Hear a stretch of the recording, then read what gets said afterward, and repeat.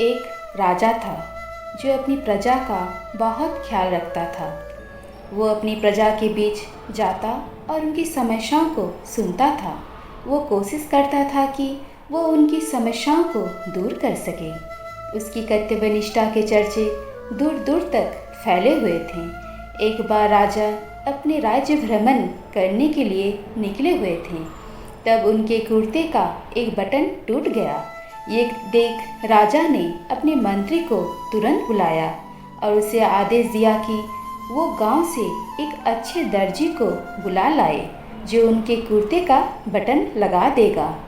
ये सुन मंत्री ने गांव में दर्जी की खोज शुरू कर दी। संयोग से उन्हें एक दर्जी भी मिल गया। गांव में उसकी एक छोटी सी दुकान थी। उस दर्जी को जल्दी ही राजा के पास लाया गया। उस दर्जी से राजा ने कहा कि क्या वो उसके कुर्ते के बटन सिल सकता है। दर्जी ने कहा कि ये तो बड़ा ही आसान काम है। दर्जी ने अपने थैले से धागा निकाला और कुर्ते का बटन लगा दिया। राजा बेहद खुश हुआ और उससे पूछा कि वो उन्हें कितने पैसे देगा। इस पर दर्जी ने कहा कि इतने से काम के लिए वो पैसे नहीं ले सकता है। इस पर राजा ने कहा कि वो इसकी कीमत जरूर देंगे। दर्जी ने सोचा कि उसने तो बस धागा ही लगाया है तो उसके 2 रुपये मांग लेता हूँ।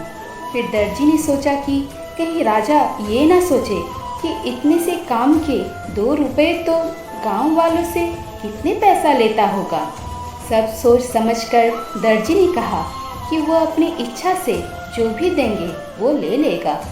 ये सुन राजा ने अपनी हैसियत के मुताबिक उसे 2 गांव देने का फैसला किया। राजा ने कहा कि कहीं समाज में उसका रुतबा छोटा ना हो जाए, इसीलिए उसने ये आदेश दिया। दर्जी ने मन में सोचा कि कहाँ तो वो 2 रुपये मांग रहा था और कहाँ वो 2 गांव का मालिक बन गया। इस कहानी से हमें ये सीख मिलती है कि हम सभी अपनी क्षमता के अनुसार सोचते हैं, लेकिन भगवान हमें अपने हिसाब से सब कुछ देते हैं। हम छोटा मांगते हैं और कई बार भगवान हमें उनके देने की क्षमता के आधार पर कुछ अच्छा और बड़ा देते हैं। इसीलिए गीता में श्री कृष्ण ने भी कहा कि कर्म करो, फल की इच्छा मत करो।